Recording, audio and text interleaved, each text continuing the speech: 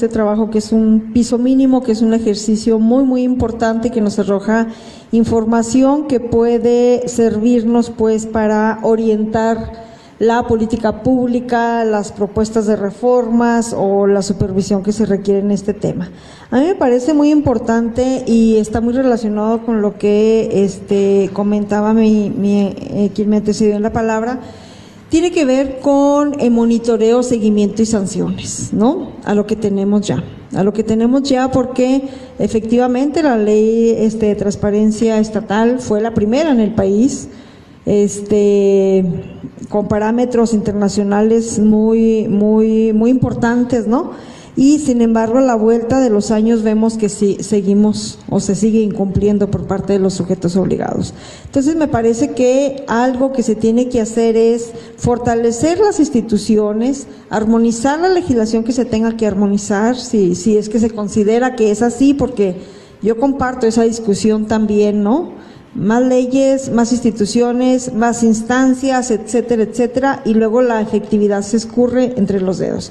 Entonces, creo que a veces yo decía, tenemos que reconocer si nos hemos equivocado, ¿no? Entonces yo soy partidaria de que hay que crear lo que no existe, pero hay que fortalecer las instituciones que ya existen para que cumplan con la función que deben de realizar.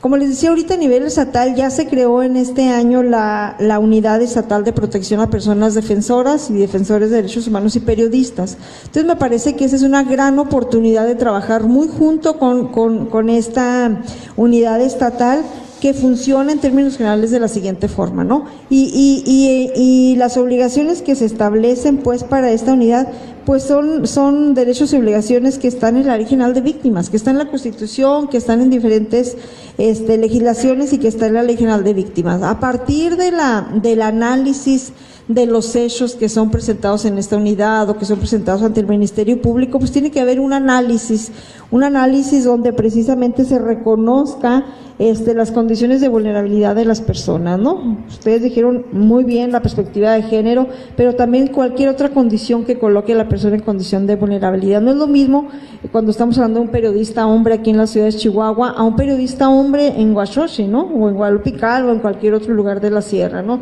No es lo mismo si hablamos de hombres y mujeres, no es lo mismo si hablamos si alguno de ellos tiene alguna preferencia sexual diversa a la culturalmente aceptada.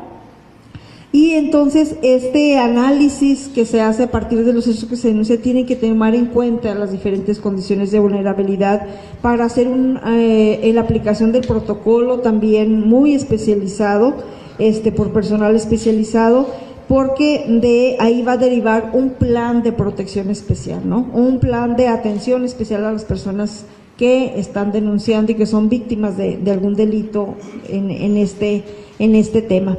Y lo importante también que la Ley General de Víctimas habla de una participación conjunta con las víctimas. Es decir, cualquier autoridad que va a implementar una atención, una protección, una reacción, ¿verdad? Que está en la legislación o que es una de las obligaciones que se tienen, se debe hacer en conjunto con las personas víctimas o las personas que acuden a estas instancias. Me parece que hay menos margen de error cuando se construye a partir de una valoración del riesgo, que es una de las facultades que tiene esta unidad estatal de protección, las propuestas que son más idóneas, más efectivas para proteger a la persona que está acudiendo. También se tiene que poner tiempos, ¿no? ¿Por cuánto tiempo se otorga esa medida de protección? Se tiene que ir supervisando la implementación, que sea la efectiva, que sea la idónea, que sea la que se requiere para proteger la vida. Y un ejemplo de ellos con defensores de derechos humanos, desafortunadamente, que nos ha tocado, los mismos periodistas, pero sobre todo defensores de derechos humanos, que el mecanismo nacional les daba un teléfono o un botón de pánico. Pues en la sierra un teléfono, ese botón de pánico, pues no es, y después no es lo que se requiere, ¿no? Por las condiciones en las que se vive. Entonces, y se ha estado analizando y hasta ahorita no ha habido como una respuesta efectiva para proteger a esas personas que están en otras condiciones de vulnerabilidad y desventaja. Entonces, aquí se requiere pues un trabajo conjunto con aquí el colectivo de periodistas, los colectivos de defensores de derechos humanos, un trabajo en conjunto con las autoridades que tienen la obligación de proteger y también de investigar y de sancionar. Mientras no haya sanciones a los delitos adecuadamente o a las violaciones de derechos humanos, pues también es un mensaje de permisibilidad que le estamos mandando al público en general, ¿no? Y eso creo que ha sido muy notorio, la falta de sanciones. Traemos más del 90% a nivel país, a nivel México, como tasa de impunidad. Entonces eso pues nos coloca en un riesgo grave. El relator para la libertad de expresión de la ONU, bueno, señala varios aspectos que deben de ser tomados en cuenta al momento de atender estas problemáticas, y sobre todo habla del análisis del contexto, ¿no? En cada estado, si bien es cierto México, la cuestión de inseguridad ha aumentado, las violaciones a derechos humanos, la comisión de delitos, pues hay regiones que también muy particulares que tienen, y que este análisis del contexto debe de hacerse de una forma adecuada para prestar la ayuda y atención. Hay una corresponsabilidad y una cooperación también de toda aquella persona que acude a denunciar y que acude a pedir una medida de protección, de acatar también reglas o normas que se establezcan dentro de los procedimientos, para que haya una corresponsabilidad también en el cuidado por parte de quienes acuden a denunciar, ¿no? Y con esto no quiero que se vea como una criminalización o como delegar la responsabilidad de cuidarse a la persona que llega a denunciar, sino como una corresponsabilidad. La autoridad se compromete a una serie de acciones, pero también quien se somete a estas medidas hay que cumplir alguna serie de condiciones y acciones para bajar en conjunto, para bajar el nivel de riesgo, ¿no? Como les decía, esto siempre monitoreado, seguimiento a la implementación de las medidas y de los resultados, y por supuesto la aplicación de sanciones cuando se incumple. Me parece que esta propuesta que envía el Ejecutivo al Congreso del Estado nos crea una oportunidad para sentarnos en mesas técnicas donde se pueda participar desde los sectores de la sociedad organizada, periodistas en lo individual, ciudadanos, autoridades, para encontrar las mejores formas de contrarrestar los niveles que tenemos, o de incrementar la garantía y el ejercicio de los derechos humanos de los periodistas y defensores de derechos humanos. Y bueno, dentro de este derecho a la libertad de expresión que se tiene que regular también, y retomo lo que dije anteriormente, se tiene que establecer muy claro los límites, ¿sí? Los medios de comunicación efectivamente pues tienen la obligación y el derecho de informar a la ciudadanía la noticia o la información que se está generando en los diferentes sectores de la sociedad, pero hay una obligación que se establece en la Constitución y en la Convención Americana, en el artículo 17, me parece, de los límites que tiene la libertad de expresión, ¿no? Y estos límites significan, de una forma muy sencilla, que toda comunicación que se haga hacia el público respete la dignidad de la persona sobre la cual se trata la nota, ¿no? Y entonces preguntémonos también, ¿no? ¿Qué está pasando con esa obligación y con ese derecho de un sector muy importante de nuestra sociedad, que en un momento dado se coloca en calidad, está colocado en calidad de víctimas? Hay obligación de las instituciones y de los medios periodísticos también, estableció una ley general de víctimas, de la no victimización, es decir, no causar un daño mayor a las víctimas que el que causó la comisión del delito, ¿no? Y de verdad nosotros, yo como acompañante de víctimas y ahora como comisión ejecutiva, de verdad nos damos cuenta del grave daño que se causa a las víctimas cuando la noticia es expuesta de una forma que atenta en contra de la dignidad, que deja sus derechos como persona, como víctima en ese momento, ¿no? Entonces me parece que esta regulación tiene que tocar este tema si no está limitado.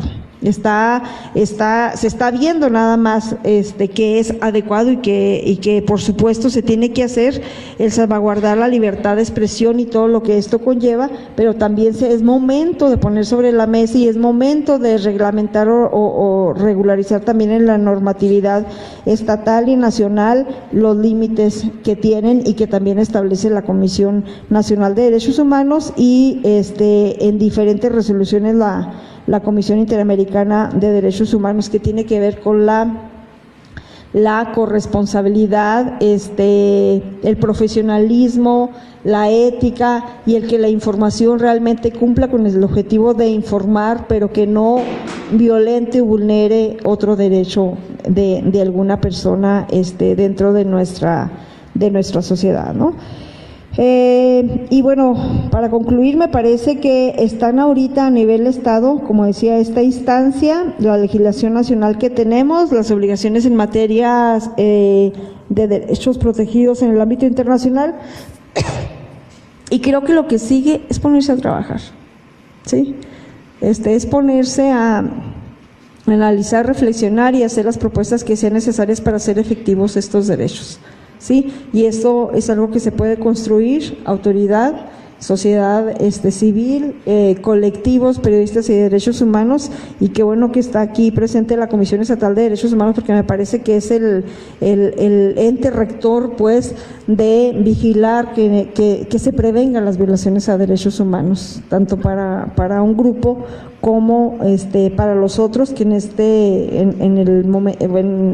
en el tema que toco yo, pues son las víctimas, ¿no? Cómo proteger la información, cómo proteger la dignidad, cómo proteger ese derecho a la privacidad y a la intimidad, y cómo contribuir a que la sociedad esté informada, pero que no repita los mismos prejuicios, estereotipos de género y discriminación que constantemente estamos viendo en nuestra sociedad. Me parece que los medios de comunicación tienen una función clave e importante, esencial en un Estado democrático. Hay que cuidarlos, hay que salvaguardar estos derechos y hay que proteger, y también hay que exigir que contribuyan realmente a un Estado de derecho, ¿no? Es muy fácil, es muy sencillo ver en la forma en la que cotidianamente se victimiza a las víctimas en los medios de comunicación, y eso creo que va contribuyendo a una normalización que hay en la sociedad, ¿no? Ya no nos escandalizamos ni siquiera nos conmueven más que unas horas aparentemente hechos violentos que son expuestos de una forma que atenta la dignidad de las personas. Gracias. Yo solamente retomaría entonces algunos puntos que se han señalado y que me parece que tiene que ver justo con aprovechar esta iniciativa de gobierno en términos de la creación de la Unidad Estatal de Protección para fortalecer capacidades técnicas, que es donde se requiere trabajar mucho y que esto puede generar una oportunidad de trabajo en conjunto, ¿no? También el tema de los medios de comunicación y la responsabilidad que tienen con la forma en la que informan, es decir, sin limitar el ejercicio de la libertad de expresión. Esto lo que tendríamos que pensar es cómo se puede informar sin revictimizar, cómo se puede informar sobre todo sin atentar contra la piedra angular de los derechos humanos, que es la dignidad humana. Y en este caso parece que ahí los temas de capacitación son muy importantes. Creo que Chihuahua y en muchas partes del país, en la medida en que la violencia se extendió, se llevaron a cabo muchísimos talleres y diversas formas, incluso diplomados, de capacitación en temas de seguridad, protección, autoprotección y demás. Creo que debemos avanzar mucho más y en este caso, si bien estos temas nunca se deben dejar de lado, incorporar la forma de cómo comunicar sin atentar contra la dignidad humana, cómo comunicar también para visibilizar adecuadamente los riesgos y las diferencias que existen en materia de género, por ejemplo, cómo comunicar y responsabilizar a los medios de comunicación, o corresponsabilizar, mejor dicho, para que también con sus acciones, con sus actividades, fomenten un estado de libertad de expresión, no solo amplio, plural y diverso, sino también que garantice los derechos humanos, ¿no?